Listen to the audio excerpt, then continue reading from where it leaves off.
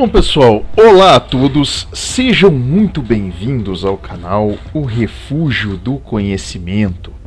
Bom pessoal, no nosso último episódio, nós abordamos aqui na nossa série A História da Cultura e das Etnias a respeito dos celtas. Nós falamos um pouquinho aqui desse povo aí, uma das tribos nórdicas aí que foram inimigas, vamos dizer assim, do Império Romano. Os celtas que, vamos dizer assim, eles têm alguns aspectos deles aí que se enquadram dentro da cultura aí dos países europeus, principalmente ali dos ingleses, uma parte dos franceses também, que vem a ser aí aquela questão, justamente da vestimenta, da forma ali, digamos, um pouco de rusticidade, em alguns deles. A questão da mística, a mística ali da natureza, a questão ali dos contos. Falamos um pouco aqui a respeito aí da parte sobre Chapeuzinho Vermelho, sobre Camelot e outros contos aí que tem a ver aí o roubo de gado de Cully, e outros contos aí que tem a ver aí com a cultura celta, e também ali sobre as relações que eles tiveram ali com os romanos, uma tribo aí que, vamos dizer assim, ela teve um pouco de impacto na questão aí de comunicação com os romanos, porém era uma tribo que ao mesmo tempo ela tinha ainda certa, vamos dizer assim, similaridade na questão ali de comércio, na questão voltada ali a casamentos, vamos dizer assim, a uniões, entre povos ali, que ainda tinham entre romanos e celtas, um povo que até ali no final ali do Império Romano Pagão, nós ainda vamos ter resquícios ali dos celtas, não tanto quanto era a pungência deles no início, ali do Império Romano, mas ainda alguns remanescentes, E hoje, pessoal, no nosso episódio aí corriqueiro de hoje, nós vamos abordar aí sobre outros grupos, vamos dizer aí, nórdicos, Esses grupos que, digamos, eles nutrem uma crença idêntica entre eles, que muda um pouco a questão de nomenclatura, vamos dizer assim, um pouco de aspecto ali superficial de um grupo para outro, mas que culmina aí na mesma crença, nas mesmas tradições, vamos dizer assim, desse período de paganismo antes aí vamos dizer assim, do culminar aí da questão histórica aí que nós estamos abordando, Nós vamos falar aí justamente a respeito hoje dos povos nórdicos, que viriam a ser aí os alamanos, que são uma das tribos aí mais conhecidas, os alamanos, os visigodos,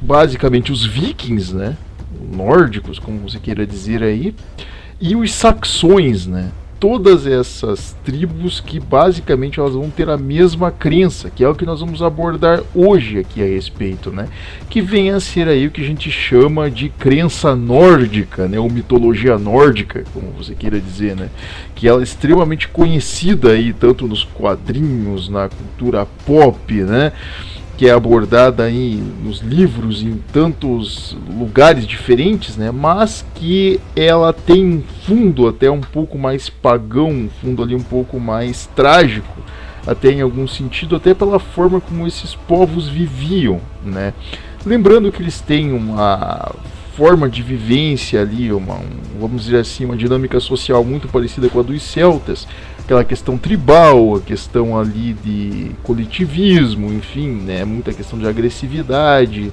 um tratamento meio desumano ali com os mais fracos, vamos dizer assim, dentro da sociedade, Você vai ter isso basicamente em todas as tribos, lembrando que os celtas ainda tinham um tratamento um pouco mais civilizado em relação ao contato com os romanos, mas porém quando pegamos os vikings, os alamanos e os saxões, era bem mais tribal, era bem mais aí agressivo, o tratamento, Eles eram conhecidos aí por serem mais implacáveis em combate, Eles têm diferenças, obviamente, dos celtas, mas eles eram mais agressivos, eram tribos aí mais agressivas. E eles nutriam a mesma crença, justamente pela vida que eles tinham, enfim, a forma como eles vão se desenvolver ali no meio natural deles, né, nessa busca pela verdade aí da crença, que vai moldar aí toda a religião deles, o costume deles no período, né, até antes aí da interferência romana, né. Vamos falar aqui aí sobre grandes divindades, né? Vamos falar sobre Odin, vamos falar sobre Thor, vamos falar aí sobre Frigga, sobre outras divindades nórdicas, né?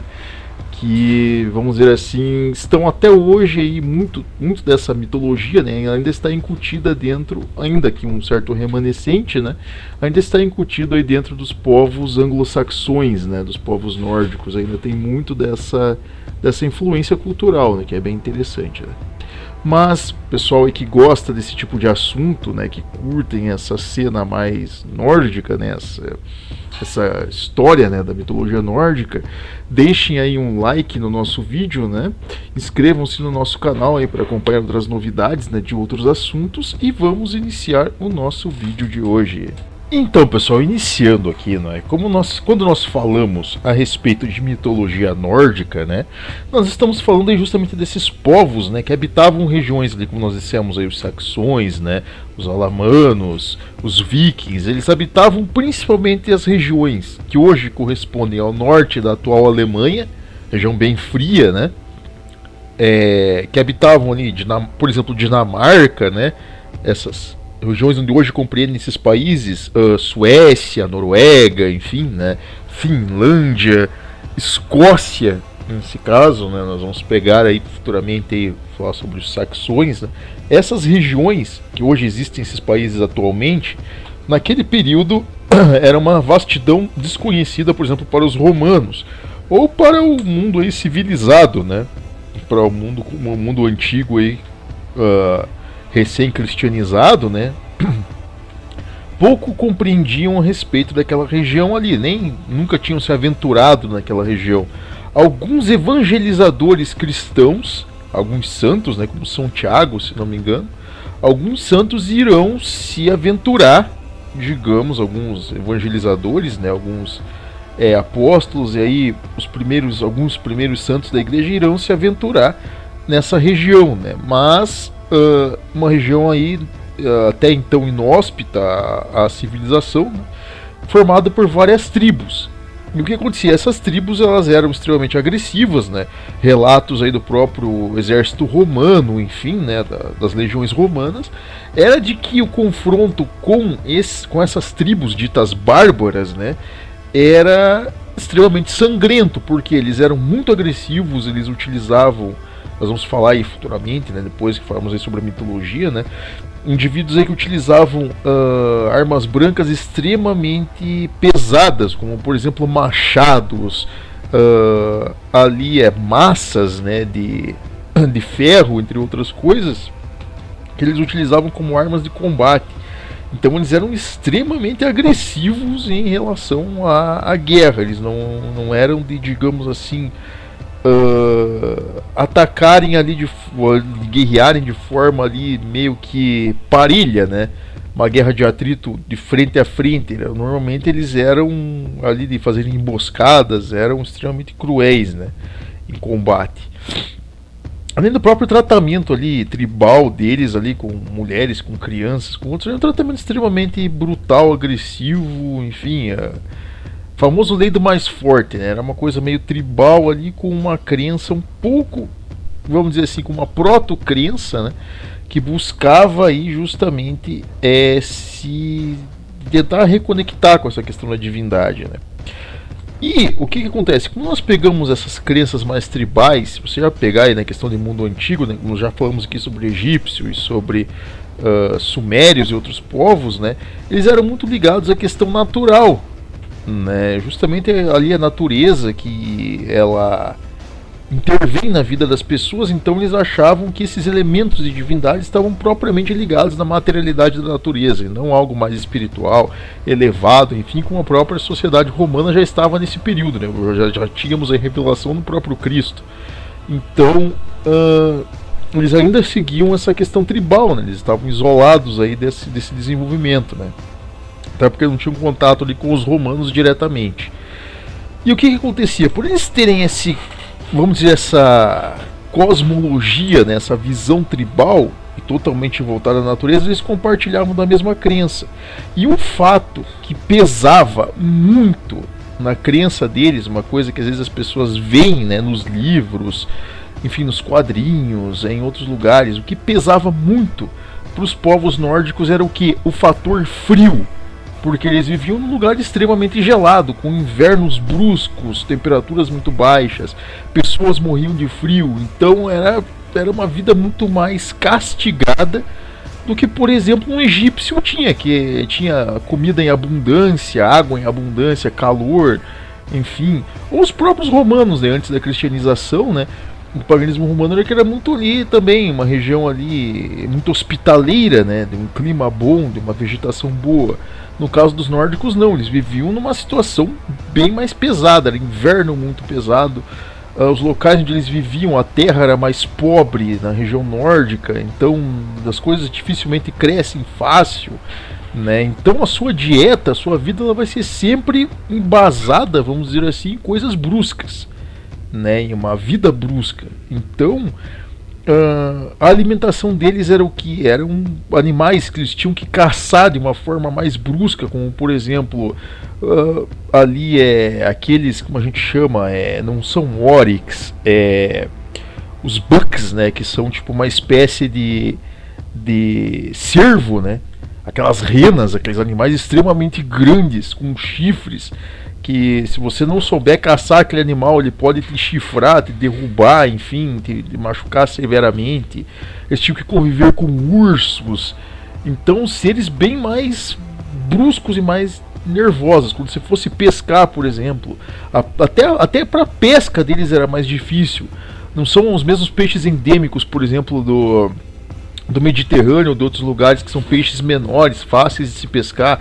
Não, lá você vai pescar, por exemplo, bacalhau, salmão, são peixes de muito peso, mais difíceis de se pescar. Então tudo era mais brusco, vamos dizer assim, para os nórdicos. Era uma vida bem mais cruel, bem mais castigada e mais difícil. Então a pessoa que vivesse numa região endêmica, se fosse morar naquela época, na situação que eles viviam naquele período, você pegasse, por exemplo, um romano e você largasse no meio da Escandinávia, ele morreria de frio em 2 semanas, ele não aguentaria. Tão brusco que era a vida dessas pessoas. Então isso acaba moldando a forma como eles viviam, tá? Então era extremamente, não vamos dizer pré-histórico, mas era agressivo na sua forma de ser. Então os homens eram extremamente grosseiros, extremamente fortes. As mulheres também muito grosseiras na forma de ser, enfim. Então toda a sociedade era moldada dessa forma, tá? Se você pegasse os saxões, aqueles ruivos, né? Não é o mesmo ruivo que você pega hoje lá na Inglaterra, bonitinho, que se veste com essas roupinhas, né, bonitinhas da modernidade. Não, eram indivíduos extremamente musculosos, grandes, com aqueles cabelões que parece o Sansão. Aquelas mulheres que andavam todas pintadas, pareciam umas índias, só que ruivas, branquelas. Então aqueles indivíduos extremamente grosseiros, extremamente fortes.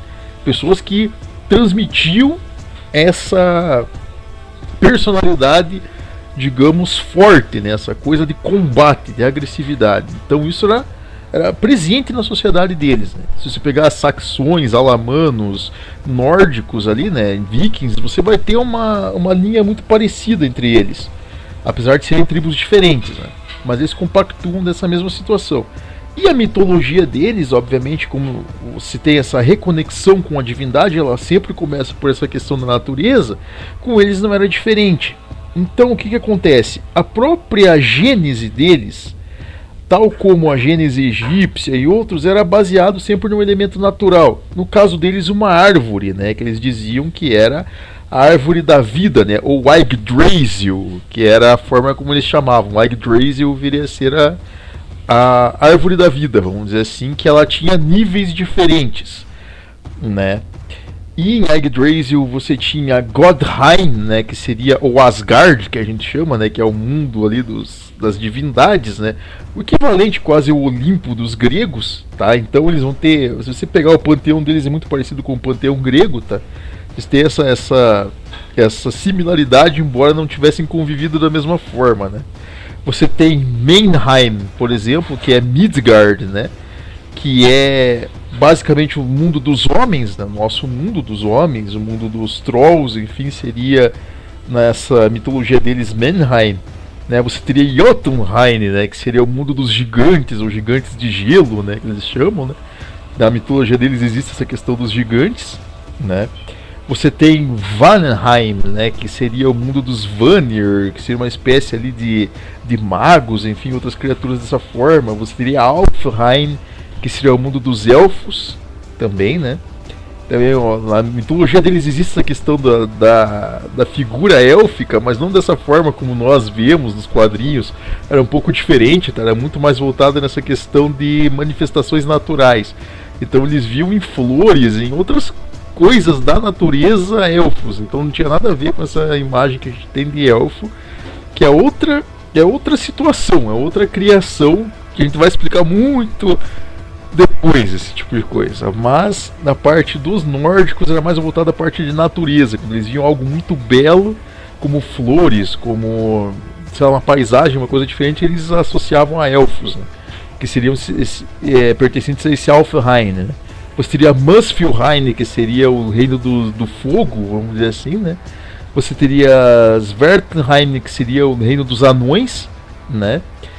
E você teria Niflheim, né? Que seria o mundo da névoa, que era o extremo norte do gelo, que eles consideravam como se fosse, enfim, a Groenlândia, né? Aquela região lá, o Ártico, né? Que eles consideravam como se fosse Niflheim. E você tem, obviamente, Hel, né, que seria o mundo dos mortos, né, que seria ali o equivalente ao Tártaro, ou lá no caso Hades, né, dos gregos, seria a Hel para os nórdicos, né. Então, você basicamente tem ali uma distinção de níveis, tá? Algo que até dentro do próprio cristianismo futuramente nós vamos ver que isso existe de uma forma real, tá? E nessa reconexão com a própria divindade, algumas culturas começavam a teorizar dessa forma, né, já em questão hierárquica, né? E no caso dos nórdicos, você tem em Yggdrasil, você tem toda essa, vamos dizer, essa, assim, como a gente pode colocar, essa classificação, né? E, enfim, você vai ter várias divindades dentro desse segmento, né? Como, por exemplo, o principal deles, né, que obviamente é o Odin, né? Então, para os nórdicos, vamos dizer assim, tal como para outras crenças, você sempre tem uma divindade superior, né? Aquela divindade que comanda as outras divindades. Diferentemente, né, de algumas divindades, né, que, por exemplo, tem um papel de criação direto, né, que é, digamos, dentro desse paganismo, uma divindade criadora e ao mesmo tempo a divindade patrona dos homens, ou enfim, da ordem, né, nos nórdicos também funciona dessa forma. Você tem dentro dos Aesir, né, que viriam a ser aí essas divindades maiores, os que foram criadores do universo. Mas Odin, vamos dizer assim, dentro dessa lógica, ele não é a divindade principal, e sim, vamos dizer assim, uma espécie de descendente dessa ramificação, que viria a ser aí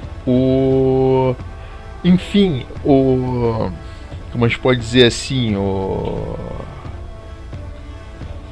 líder, vamos dizer assim, das divindades, né, que seria aí Odin, né. E você tem até inclusive uma Gênese escrita, enfim, um conto que justamente conta essa narrativa, né, de como chega até Odin, né, que é o Voluspa, né, o Voluspa, como se queira dizer, que vem a ser aí a profecia dos Volva, né, ou a profecia de Sibila, que viria a ser aí a Gênese, no caso dos nórdicos, né.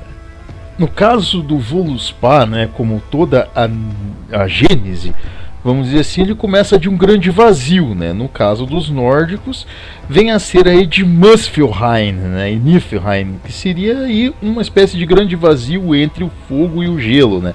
Entre a névoa, a escuridão, o frio eterno e ali o fogo, né? No caso do abrasamento, entre eles você tem ali esse grande vazio, né? E nesse grande vazio conta-se, né, que um grande bloco de gelo ali se formou. Olha que coisa engraçada, né? Justamente tudo tem a ver com frio, com gelo, né, com ártico, né, com inverno. E desse grande bloco de gelo surgiu uma espécie de entidade chamada Ymir, né? E de Ymir, vamos dizer assim, ele começou a se descongelar, vamos dizer, a se fragmentar. E dele surgiram, vamos dizer assim, uma outra entidade, né, chamada Audumbla, né? E de Audumbla ela basicamente jorrava dela mesma 4 grandes rios, né? E destes rios, vamos dizer assim, esses rios alimentavam Ymir, né? E de Ymir começou a se brotarem, digamos, outras, vamos dizer assim, divindades, né? Outros seres ali tais como ele, né? Que a primeira divindade, vamos dizer assim, que brotou, né, depois de Ymir e de Audumbla foi justamente Burrow. E Burrow, ele era uma espécie de, vamos dizer assim, progenitor, né? Ali enfim, que viria a ser ali uma espécie de protetor do firmamento, né? E Burrow teve também descendentes, né, como Bor, por exemplo, né, que é outra divindade também, né? Olha que nomes diferentes, né? E de Bor nasceram basicamente 3 divindades, né, que foram os primeiros Aesir, né, os primeiros,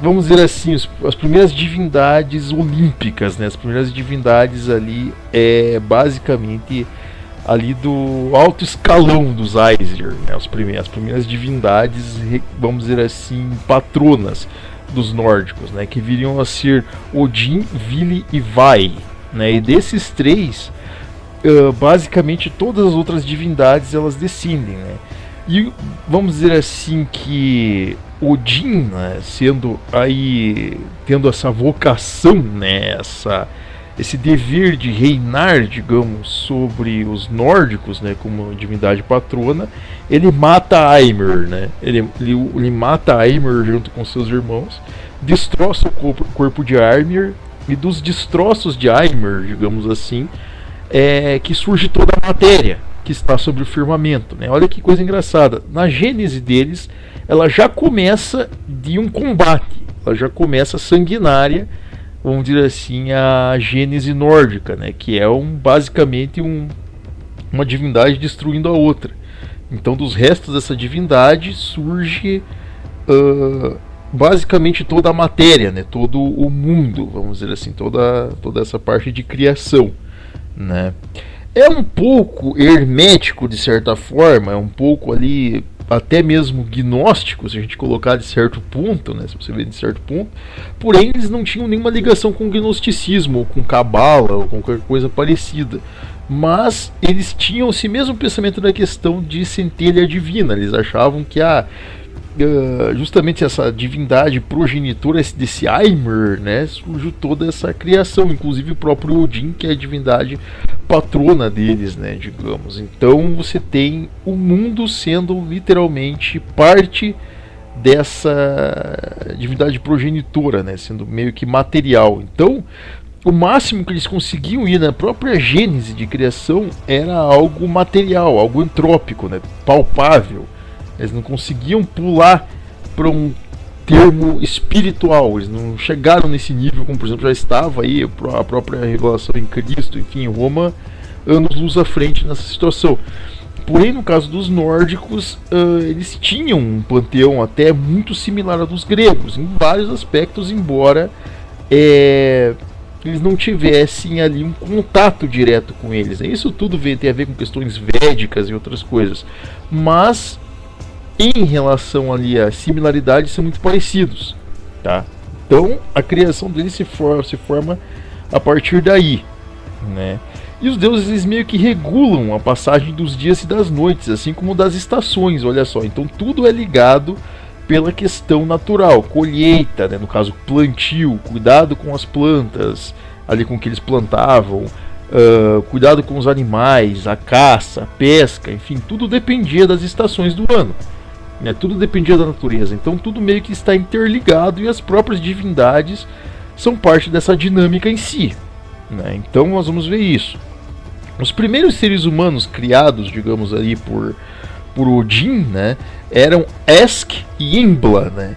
Esk, que era, vamos dizer assim, o equivalente ao carvalho do tronco das árvores, né? E Embla, que seria o olmo, né? O equivalente ali às folhas, enfim, né? A relva, né? Que foram esculpidos em madeira e trazidos à vida por Odin e por Vili e Vai, né? Enfim. E você vai ter outras divindades que são descendentes, no caso de Vili e Vai, né? Como, por exemplo, o Sol, né? Que era a filha de Moonfire, né? E esposa de Glen, né? E ela basicamente montava no céu por sua carruagem, né? Puxada por 2 cavalos que eram nomeados ali como Alsvid, né? E Arvak. E esses 2 cavalos puxavam a carruagem dela. E, enfim, essa passagem, né, o dia basicamente, né, enquanto o sol ele caminhava pelo céu, né, essa divindade feminina, essa passagem ela era conhecida como Alfdru, né, e Alfdru ele era o equivalente ao que significa aí como o próprio dia em si, né, Alfdru, né, passagem do dia, né. E, enfim, nesse período, né, enquanto o sol ele caminhava pelo céu, ela era perseguida, vamos dizer assim, por uma espécie de lobo, né, chamado Skoll, né, e esse lobo, ele basicamente a perseguia durante todo o dia, né, e à noite ele a devorava, né, mas só que ela sempre renascia, todo o início de dia o sol ele retornava, então sol ela retornava todas as manhãs, né. Quando ocorria um eclipse, significava que, digamos, Skoll devorava Sol, mas só que ela sempre retornava como uma espécie de descendente dela mesma. Um ciclo recorrente, né? Isso explica, digamos, a passagem do dia. E também das diferentes estações, quando no inverno o Sol está mais afastado, enfim, uma perseguição que dura mais tempo, ou no verão, enfim, eles tinham toda uma explicação para a dinâmica dessa perseguição de Sol e de Skoll, né? A mesma coisa significava a noite, né? Quando você tinha a lua, né? Que era a Mani, e Mani era perseguida por Hati, né? Que era o outro lobo também que a perseguia e fazia a mesma dinâmica, digamos, de perseguição que ocorria no caso com o Sol, e Skoll ocorria à noite com Hati, né? E com Mani, né? Então isso acontecia também. E na mitologia nórdica também era detalhe que a Terra, no caso aí, toda essa materialidade era protegida do calor do Sol por Svalin, né, que permanecia entre a Terra e a estrela, tá? Enfim, você tinha toda uma explicação nisso, né? Enfim, e também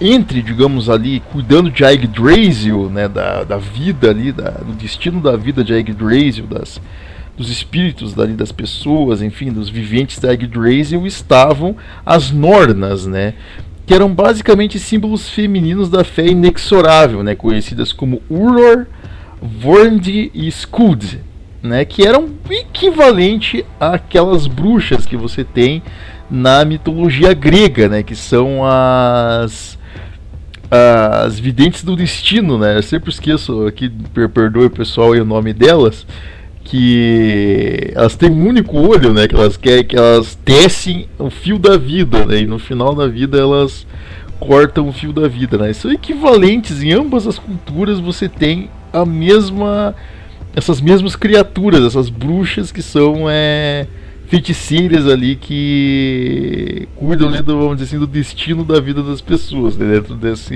desse paganismo, né? Então, são similaridades, né? Então você pode ver que você tem essa dinâmica, vamos dizer, né, que é bem interessante. Mas, voltando a dizer que essa questão, né, tudo é sempre voltado à parte de natureza, tá? Então, todas as divindades, todo o panteão que nós vamos citar a seguir, né, em relação às divindades nórdicas, tudo tem a ver com a questão natural. Então ele não escapa, digamos, por exemplo, do panteão grego, do panteão egípcio, uma similaridade em relação ao paganismo. que vamos dizer assim que vai se modificar aí futuramente com o cristianismo, enfim, nós vamos explicar a respeito também, mas que é um ponto culminante. Então é um salto, né? Você sair daquela simples interpretação material das coisas. Ela é até interessante porque o panteão nórdico ele é grande, complexo, como o panteão grego e outros, mas ao mesmo tempo a simplicidade, a robustez no sentido grotesco até da palavra, no sentido mais grosseiro, né? Essa questão mais simplória, ela é presente. É tão complexo e ao mesmo tempo atrasado, ou simplório, enfim, você tem essa questão, né? Porque é muito voltada à questão natural, se for para você perceber. Bom, e nesse papel, né, de pai de todos, vamos dizer assim, de divindade principal, né, Odin ele explorou todos os 9 reinos, vamos dizer, de Yggdrasil, né, como se fosse aí justamente o guardião, né, destes reinos, né, justamente pesquisando, conhecendo, se tornando cada vez mais sábio. Tanto que dentro da mitologia nórdica, Odin ele não é só conhecido como a divindade principal, mas também como uma espécie de divindade do conhecimento e da sabiedade, né? Sempre retratado como um idoso, né? Um indivíduo velho, né?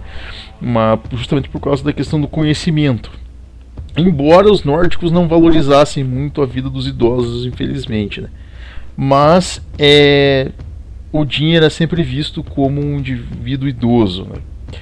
E uma dos grandes feitos, né, inicialmente de Odin, né, foi justamente no reino de Asgard, né, quando ele conquista o grande palácio de Valhalla, né, Valhalla, que é uma espécie de grande morada, né, que nós conhecemos através de várias crenças, né, inclusive no próprio cristianismo nós temos isso como uma verdade, né, uma parte da própria verdade, que é o salão eterno, né, a mesa de ceia eterna, né, ali a morada eterna. E Valhalla, que era guardada, vamos dizer assim, pelas valquírias, né? As valquírias que são equivalentes às musas gregas, né? Ou romanas, enfim, né? As ninfas, no caso da Grécia, ou as musas, no caso dos romanos, ou dos próprios cristãos, que nós também temos musas dentro do cristianismo, para quem não sabe, né? As musas existem também no cristianismo. Elas são uma espécie de anjos, vamos dizer assim, mas a gente vai abordar isso aí futuramente.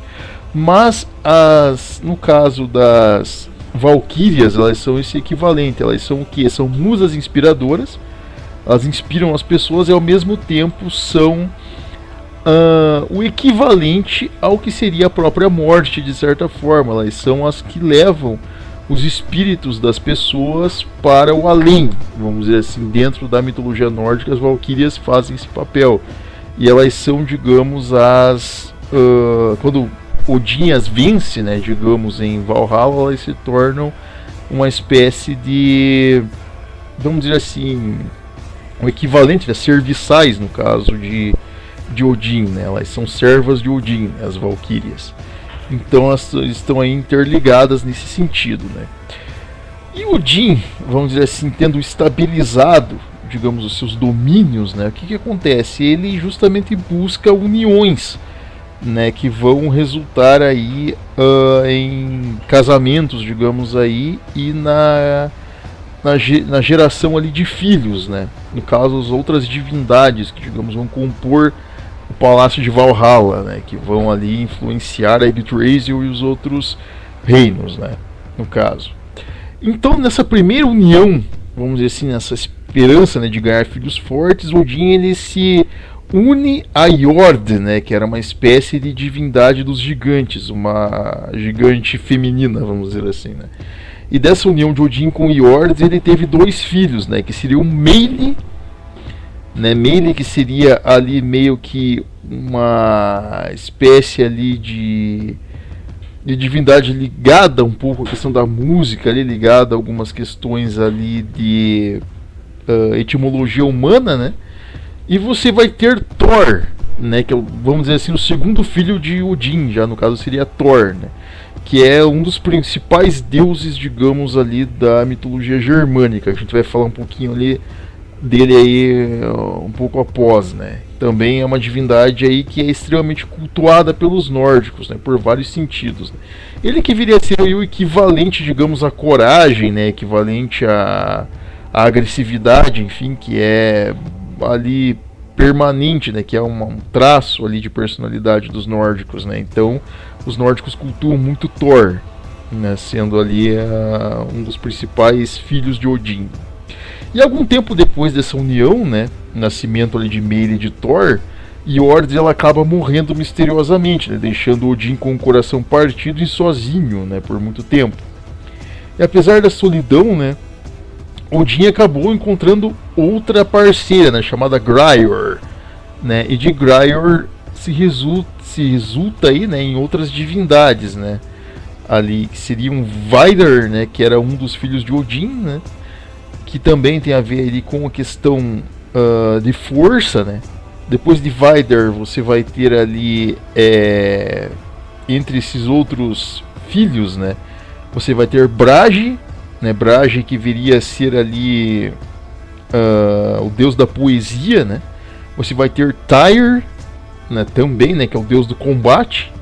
Você vai ter Heimdall, né, que viria a ser também ali uma divindade, vamos dizer assim, de proteção, né, uma divindade protetora. Você vai ter Baldur, né, que tem até aí a cultura pop, ele é muito mencionado, Baldur, né, que viria a ser uma espécie de divindade ligada à natureza e à justiça, sabedoria também, né. Você vai ter Haldir também, né, que viria a ser uma espécie de divindade ali da confiança, uma vez em que ele era cego, né? E você vai ter Hermod também, né? Que Hermod também viria a ser ali uma divindade, se não me engano, da escrita, né? Então você vai ter várias divindades diferentes, né? Outra coisa também que fazia com que essas divindades se comunicassem, também um fator interessante, viria a ser a questão das runas, né? Que era uma espécie de linguagem deles, né?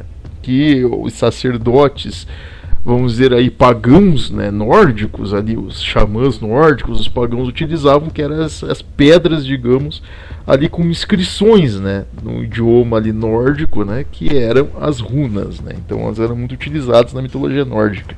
Por isso não confunda às vezes os celtas com os nórdicos nesse sentido de que os celtas utilizavam runas. Eles tinham formas ali de comunicação, de escrita parecidas, mas as runas são uma característica essencialmente nórdica, tá? Da cultura nórdica mesmo, tá? Enfim, em relação ali à questão também dessas divindades, você vai ter uma espécie de divindade paralela, né? Mas, enfim, esses filhos que, digamos, Odin teve, no caso Brage, Tyr, Heimdall, Baldur, Haldir e Hermod, todas essas divindades elas vieram de uma terceira união que Odin teve, no caso que foi com uma divindade, digamos, de um reino o qual ele venceu em combate, né, que foram os Vainir, né? E os Vainir, eles tinham dentre eles uma divindade patrona, uma espécie de divindade jovem e patrona chamada Frigga, né? Frigga que viria a ser aí basicamente a divindade da terra, a divindade do cultivo, a divindade ali do plantio, né? A divindade ali que é a divindade, vamos dizer assim, voltada à fertilidade, né? E Frigga, ela se torna ali a esposa permanente, digamos, de Odin, né? Também era muito bela, né? E dela, vamos dizer assim, também alguns atribuem a beleza. Ele não tem uma divindade muito certa a respeito de beleza entre os nórdicos, mas Frigga às vezes assumia esse papel também, além de ser a divindade da fertilidade, né? Enfim. E vamos dizer assim que com essas divindades o panteão ele se completava nesse ciclo, né? Que era o que? Voltado ali a atividades, no caso a relações humanas, né? Que se partiam da questão da confiança, né? Como o caso de Haldir, né? Você tinha ali a parte voltada ali à questão de sabedoria, a questão de busca por conhecimento, que era de Baldur, né?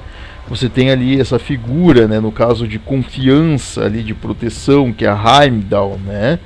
Você tem ali a própria figura ali de força, que vem a ser ali Thor, né? A questão ali de, vamos dizer assim, de coragem, né? Que se refere a Thor, né? E você vai ter essa questão aí de sabialidade, né? Ali de ordem, que viria a ser Odin, né? Que é essa formação. Então você tem o que? Basicamente os elementos, né? Que formam ali esse cotidiano nórdico, né? Que é o que? Força, coragem, agressividade, combate e agricultura. Então isso é basicamente a forma com a qual eles viviam e no local no qual eles viviam. Então toda a natureza estava interligada nesse mesmo sentido, né? Nessa questão de busca pela divindade. Embora fosse o que eles conseguiam, até onde eles conseguiam chegar, digamos, interpretação de divindade, né? Então, pessoal, e como nós falamos, você tem a questão de ordem, né? Essas divindades boas, né? Que estão ligadas à natureza, que estão ligadas ao cotidiano das pessoas, né? Que, vamos dizer assim, tem a ver com o que há de bom. Você tem a ordem e você tem ao mesmo tempo a desordem, né? Então isso estava ligado também à questão natural. A natureza ela tem ordem, ela tem desordem em certos períodos, né? Então dentro das divindades essa dinâmica também funcionava em relação aos nórdicos.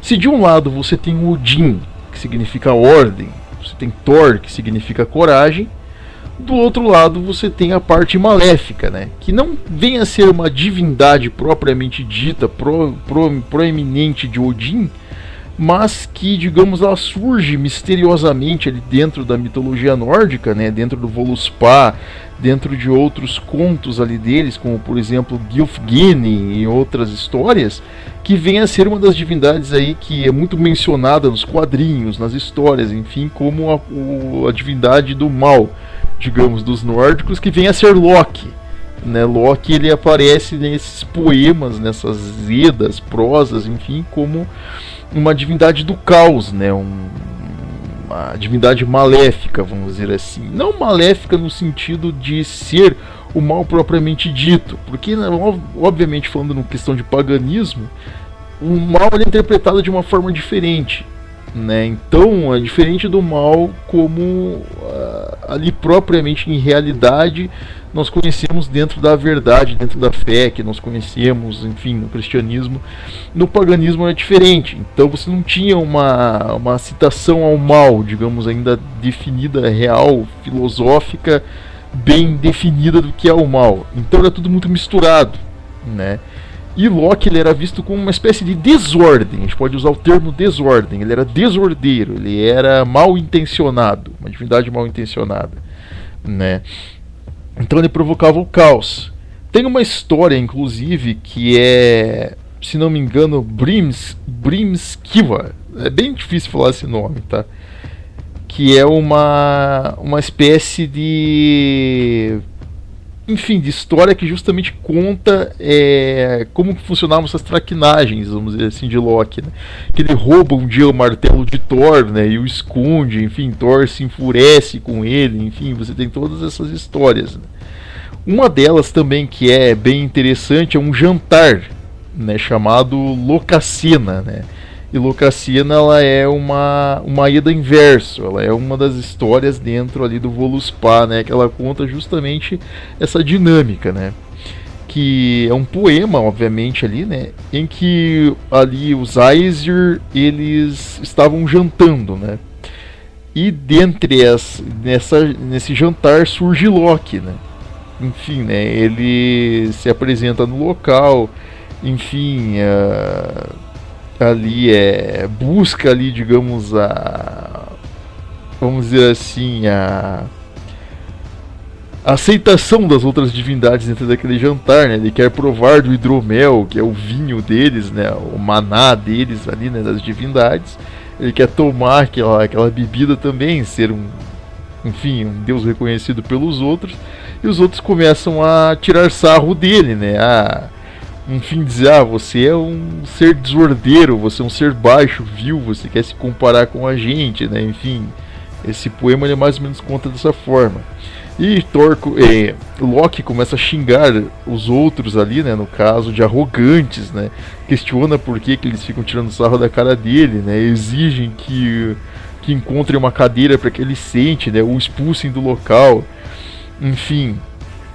E algumas divindades se enfurecem com ele, como por exemplo Brage, né, que viria a ser aí o deus da poesia, né, da perfeição ali, dessa beleza da perfeição da poesia, né, das coisas, vamos dizer assim, justas. Ele diz que Loki não vai ter um lugar na mesa, fala que ele é um ser bizarro ali, que não tem que estar ali, enfim. E Loki o ignora, né, mas direciona sua atenção a Odin, né, lembrando ali que Odin era justo, né, por ser o deus da ordem, enfim, então ele deixaria que a desordem também sentasse na mesa, enfim, ele apela, né, digamos ali, enfim, ali, vamos dizer que o Odin se compadece, vamos dizer, de Loki e o deixa se sentar à mesa, mas Loki continua os provocando, né, enfim, né,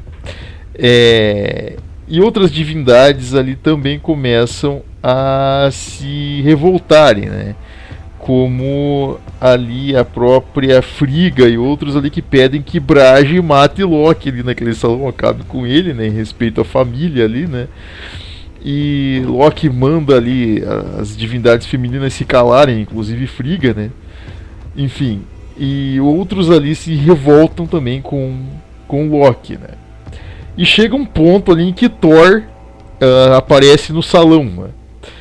E como Thor era respeitado pela agressividade, pela raiva, ser o mais forte das divindades, e ele bate com o martelo dele na mesa, né, o martelo mágico dele na mesa, e manda Loki calar a boca, né, falar para ele ficar quieto, enfim, chamando de criatura maléfica e dizendo que se ele continuasse o martelo dele o silenciaria, né. Enfim, eles começam a discutir, enfim, terminando esse poema, né, que é uma espécie de comédia ali, de provocação. Né. E há ali, digamos, por fim, né, desse poema, uma passagem que detalha que Loki, ao sair do salão, ele se transforma em um peixe, né, em um salmão, e se esconde ali dentre os fiordes, né, em uma cascata, onde esses outros Aesir que se revoltam com ele, ali com o Brage, conseguem o capturar, né? E com isso Loki ele é preso, né? E, enfim, ele é colocado em um abismo com uma cobra presa na garganta dele, né? Uma serpente, de onde ele passaria a cair veneno. E a primeira esposa de Loki, né? A primeira pretendente dele, Saidin, né? Saidin, ela foi a primeira... Sig, não Saidin, enfim, ela foi a primeira esposa de Loki. E conta a história que ela se sentava junto dele no penhasco e começava a coletar o veneno que caía da serpente em uma vasilha, né? Só que quando a vasilha se enchia, ela tinha que constantemente deixar o local para despejar fora o veneno. E durante esse tempo, o veneno caía sobre a garganta de Loki, né? Causando tamanha dor que quando ele gritava, a terra tremia, né? Com o grito girando assim os terremotos. Então, basicamente, é uma forma de eles explicarem os terremotos que ocorriam lá naquelas regiões geladas, né, como a queda de geleiras, como outras coisas, eles explicavam como essa dor que Loki sofria quando esse veneno caía na garganta dele, né?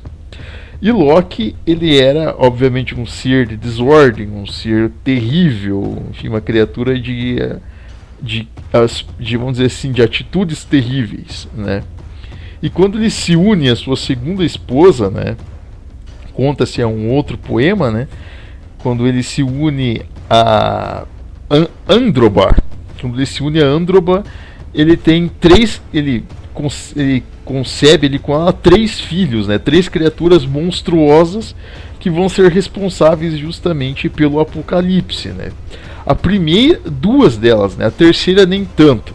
A primeira que seria uma espécie de lobo, né, uma criatura equivalente a uma espécie de lobisomem, um ser horrendo chamado Fenrir, né, uma grande serpente gigantesca chamada Jormungand E basicamente a divindade mais terrível de todas, a mais de aspecto mais terrível, que era Hela, né, que era uma divindade metade feminina e metade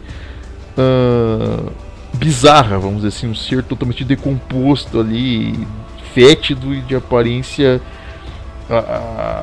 abominável, vamos dizer assim, né?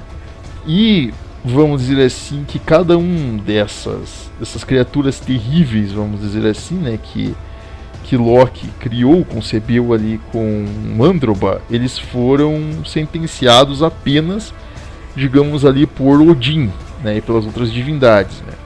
Fenrir ficaria preso, né, em uma jaula, Jormungand ficaria basicamente circundando, né, a esfera do mundo, né, no caso Yggdrasil, né, ficaria circundando a árvore de Yggdrasil sem poder viver em nenhum reino.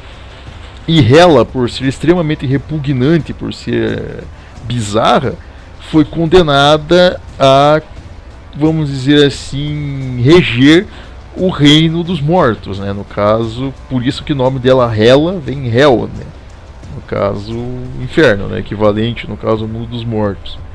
Então você tem toda essa dinâmica, né? Um fator que é interessante, vamos dizer, como nós já dissemos, é que cada uma dessas divindades elas eram cultuadas de uma forma diferente. Então, se você tinha uma ação sobre um evento natural que ocorria na Terra, estava ligado a tal divindade. Se uma pessoa concebia, digamos, algo bonito, vamos dizer assim, enfim, fazia um desenho bonito, uma prosa, criava algo que fosse bonito aos olhos, vamos dizer assim, estava ligado a Brage, estava ligado aos elfos, enfim, aos Alfheim.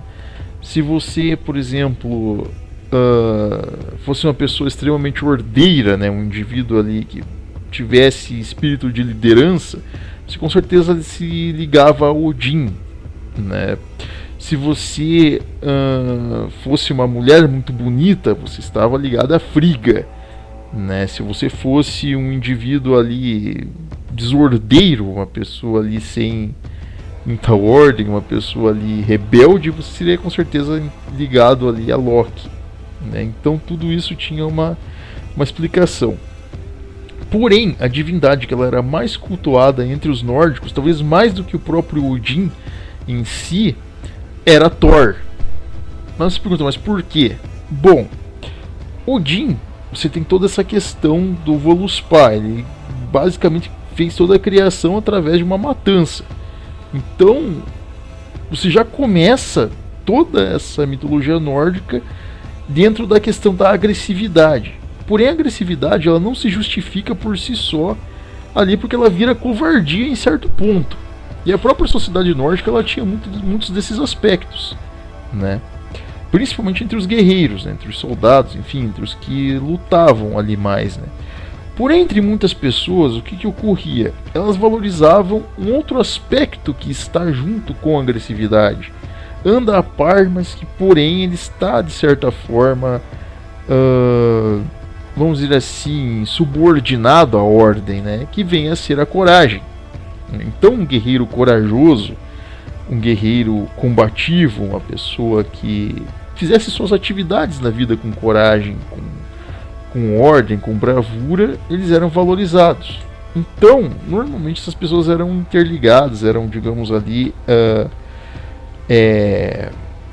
vamos dizer assim, ali associadas, né, a Thor. E o que acontecia? Thor, de certa forma, ele era patrono dessas pessoas corajosas, era patrono dos agricultores e era patrono de uma das coisas muito interessantes, que era, se não uma coisa essencial para qualquer civilização, que é o que? A chuva. Por quê? Mesmo você estando numa região fria e úmida, como as regiões nórdicas, é necessário para a agricultura, por mais pobre que ela seja, que seja só plantio de batatas ou de ervas ali extremamente amargas que as pessoas pudessem comer, ainda assim a chuva ela era essencial para as pessoas, para que pudesse molhar os fiordes, para que pudesse molhar as plantas, enfim, e poder garantir sustento e alimento às pessoas. Então Thor ele era muito cultuado nesse sentido. Quando ocorria uma tempestade, uma chuva nessas regiões e ocorriam de, por exemplo, o céu ter trovões, né, grandes faixas de relâmpagos e trovões, eles associavam a Thor. Eles pensavam que era Thor, digamos, batendo o seu martelo mágico, né, o Mjolnir, né, ali estralando o Mjolnir contra o céu, né, batendo ali com sua força, né, com sua coragem e causando a chuva, né, causando os relâmpagos e causando a chuva, no caso, e gerando ali alimentação para as pessoas. Então Thor ele era muito mais cultuado do que as outras divindades. Embora Frigga também fosse muito cultuada pela questão da beleza e da fertilidade, enfim, era muito cultuada. E em terceiro lugar seria o Odin, digamos assim, pela questão de ordem, né? Obviamente, como qualquer outra cultura pagã, as divindades ali cruéis não eram cultuadas, né? Em algumas culturas, futuramente nós vamos falar um pouco a respeito desse tipo de culto maléfico aí, né, que existiu, né, até certo tempo em algumas culturas orientais, mas no caso dos nórdicos não, eles não cultuavam divindades ali maléficas, somente as benéficas, embora o próprio povo não fosse tão benéfico assim, né? Vamos dizer assim, na questão de agressividade, de combate, não fossem nada benéficos, né? Contra romanos, contra celtas, contra qualquer outro povo que eles combatessem, eles eram cruéis. Enfim. Em questão, por exemplo, de cultos, né, eles utilizavam as runas, como nós dissemos, eles utilizavam ali elementos naturais, tá? Não é lembrado, aí não é documentado, não existe nenhuma prova escrita, nenhuma prova de nenhum relato existente de que eles faziam sacrifícios humanos, isso não existe, tá? Diferentemente dos celtas, né, que praticavam, tem testemunhas oculares, né, de sacrifícios humanos, né, no caso lá que nós falamos lá do Wickerman, né, da Torre de Palha. No caso dos nórdicos você não tem isso, então você não encontra nenhum registro, tá? O máximo que, vamos dizer assim, os escritores da época, né, os eruditos romanos ou ali eruditos não romanos de outros povos ali, né, gauleses e outros que estavam interligados aos romanos ali, relataram o mais próximo que chegou de algo assim foi uma esposa de uma espécie de um sacerdote lá nórdico. Quando ele morreu, ela se suicidou, digamos assim, de fanatismo por ele, vamos dizer assim. Foi o mais próximo que você vai encontrar dentro da cultura nórdica de sacrifício humano. Então isso não existe dentro da cultura nórdica, tá? Mas assim, o que eles ganhavam nesse sentido de estar mais próximos à questão de um panteão grego, por exemplo, eles perdiam na questão de agressividade. Então a comunicação ali com os romanos, com outros povos, vai ser extremamente debilitada. Eles eram extremamente difíceis de negociar, indivíduos que não eram civilizados num certo sentido, vamos dizer assim. Eram bem pouco civilizados nesse sentido, eles eram extremamente cruéis. Então eles vão até sobreviver em certo sentido aos romanos na questão bélica, mas eles sempre tiveram essa vida mais sofrida, vamos dizer assim, né? Justamente por causa disso. Bom, em relação aqui à questão da dinâmica que as pessoas tinham com essas divindades, se baseia mais nessa questão natural. Porém, até para eles, vamos dizer assim, para a mitologia nórdica, existe um ponto final. E uma coisa que é interessante, que muda em muito aspecto, por exemplo, para os gregos, para os egípcios, para outros povos, né, que, digamos, se entrelaçam até inclusive com o cristianismo, cultura grega principalmente, né? Quando a gente pega lá no cristianismo, no caso nossa crença cristã, né, que Cristo, quando ele no caso do credo, né, quando ele é crucificado, no caso, morto e sepultado, desce à mansão dos mortos e ressuscita ao terceiro dia. Essa questão de descer à mansão dos mortos é ir até o Hades, né, até Hel, enfim, e recuperar, digamos, as almas que não conheciam a salvação, né? Então você tem essa passagem, né, importante dentro dos mistérios do cristianismo, né? E no caso da mitologia nórdica, você vai ter uma interligação também com o cristianismo, só que ela é no final, vamos dizer assim, da própria Edda da mitologia nórdica, né, da própria poesia nórdica, né, da própria crença deles, da mitologia toda em si. Por quê? Vamos dizer assim que da mesma forma como a Gênese nórdica ela é caótica, ela é sanguinária, o seu destino também vai ser sanguinário, que é uma coisa incrível. Sempre voltado a essa questão de vida sofrida, de frio, de miséria, enfim, o negócio ali para eles é bem tortuoso mesmo. Que esse, vamos dizer assim, apocalipse que a gente pode pôr assim dos nórdicos, ele já existia desde o início, como uma árvore que ela tem uma vida, né? Como uma árvore que ela é plantada, ela cresce e no final ela apodrece, né? Então eles tinham muito esse pensamento, né? Yggdrasil também apodreceria, né? Que seria aí no que a gente chama de Ragnarok, né? Que é aí no caso o apocalipse nórdico, né? Que viria a ser o que? A batalha final entre essas divindades pagãs da ordem e da desordem, vamos dizer assim, né? Que vai ser quando Loki, vamos dizer assim, ordenar, né? E, digamos, o lobo Fenrir sairá de sua jaula, né? E Jormungand entrará por entre os reinos, né? No caso, ali se infiltrará dentro de Yggdrasil, e Hela, vamos dizer assim, abrirá os portões do Tártaro, né? Os portões de Hel, para que os seguidores de Loki lutem contra as divindades, né? Contra os heróis e contra as divindades. E dentro desse Ragnarok, o que acontece? Diferentemente de muitos apocalipses, entre aspas, aí, pagãos, o destino do Ragnarok é a destruição. Tá? Uma coisa que é diferente, que você pode citar dentro da mitologia nórdica, é o que? A questão do mundo dos mortos, né? No caso, o Hel, né? Dos nórdicos, ele é diferente do Hades, do Tártaro grego, por exemplo, ou do Tártaro romano, né? Que é o que? Nós pensamos no que? No inferno como quente, flamejante, né? Como pegando fogo, enfim, torturas terríveis no calor. Para os nórdicos, não.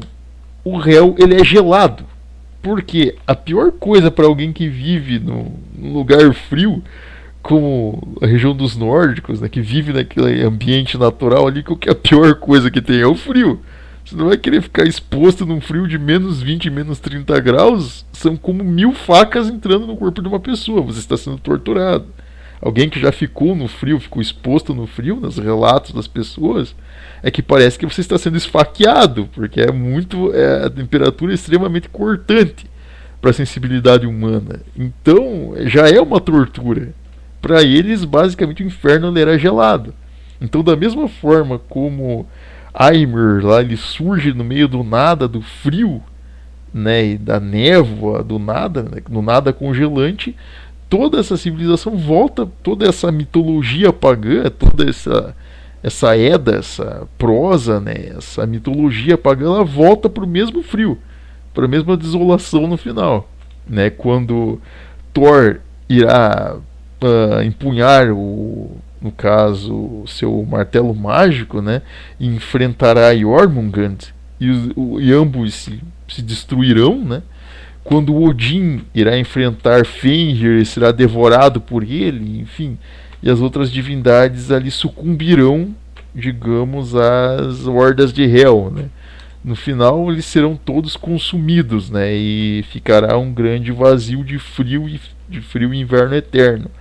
Até que novamente, olha que coisa interessante, irão surgir novamente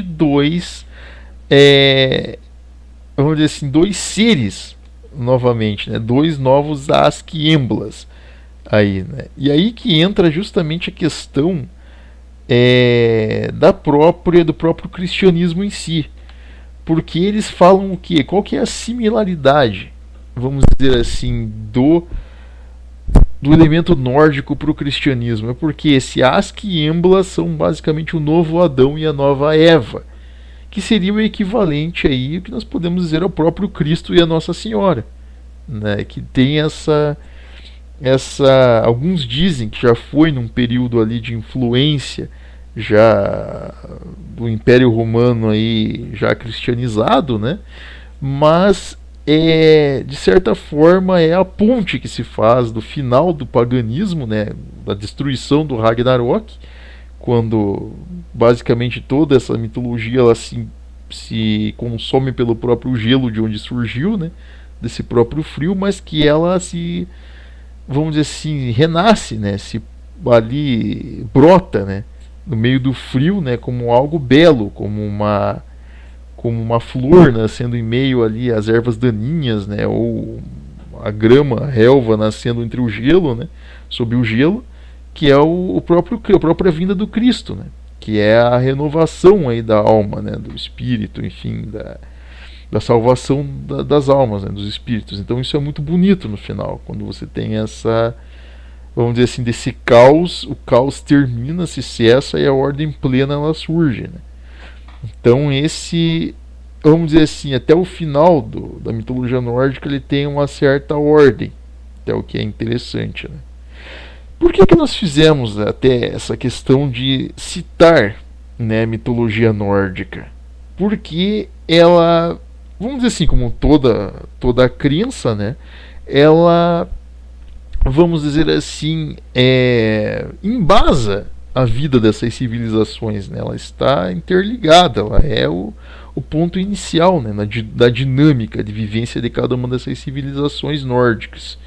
E justamente vai ser quando esses povos aí, tanto os alamanos, os saxões, os vikings, enfim, e outros ali como os suevos, visigodos, enfim, godos e outros povos lombardos, eles começarem a interagir com os romanos, aí causando, né, o desfecho aí do Império Romano.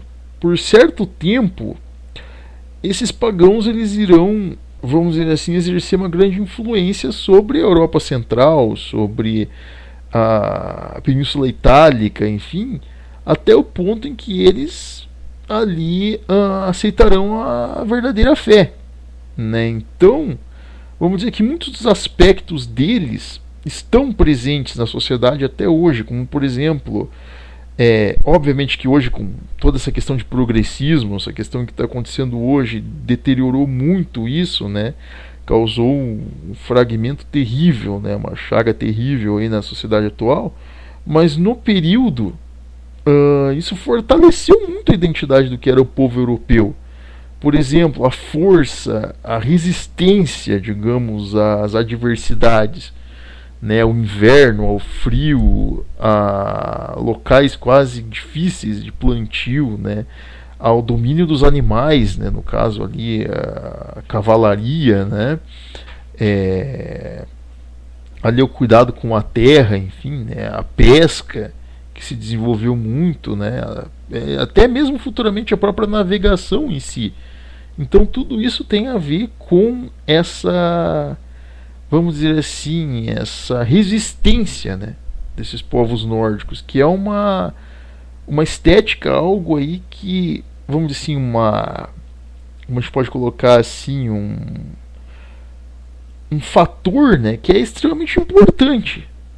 Você não pode negar isso, né, que vem desse tribalismo, até essa força, né, essa coragem, esse brio, né, de combater.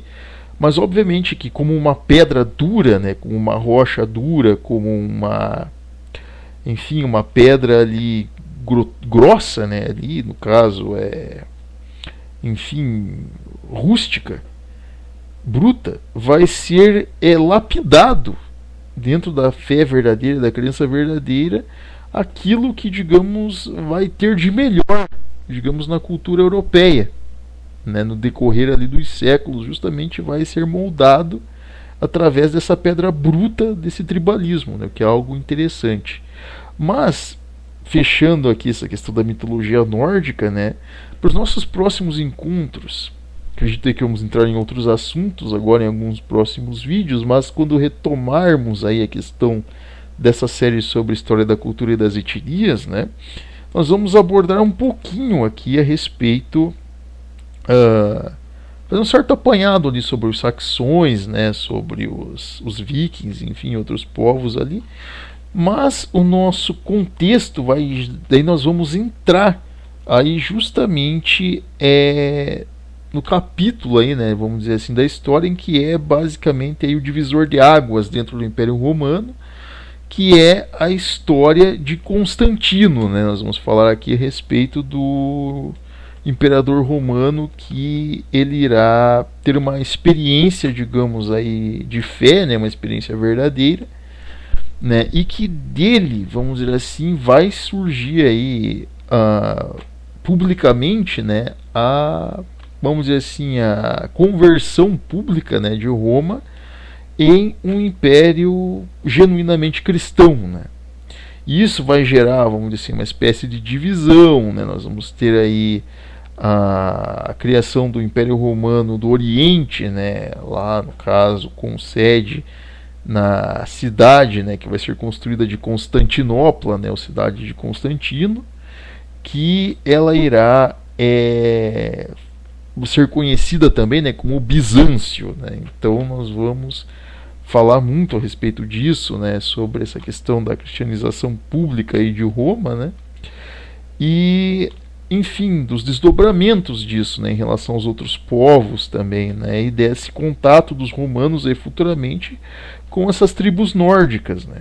Principalmente que irão impactar não tanto o Império Romano Oriental, né, que vai se permanecer extremamente arraigado à fé ortodoxa, mas principalmente ao Império Romano Ocidental, que permaneceu ainda, mesmo com a cristianização, parte ali da oligarquia romana ocidental ainda permaneceu pagã, mesmo com a Santa Igreja, mesmo ali com a cristianização firmada em muitos polos ali da população, em muitos setores populacionais, dentro das oligarquias ainda permaneceu o paganismo, né?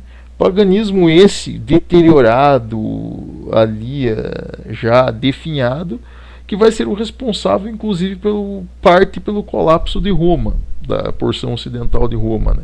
Que nós vamos abordar isso aí posteriormente. Mas o pessoal que gostou aí desse assunto voltado, né, mitologia nórdica, nesses parâmetros aí que contam um pouco, né, a respeito da civilização nórdica, quem gostou aí deixa um like aí no nosso vídeo, né? Inscreva-se aqui no nosso canal para outras novidades. Se tiverem qualquer dúvida aí, deixem nos comentários, estamos sempre à disposição. Mas desde já agradecemos e nos vemos aí no nosso próximo encontro. Desde já, muito obrigado.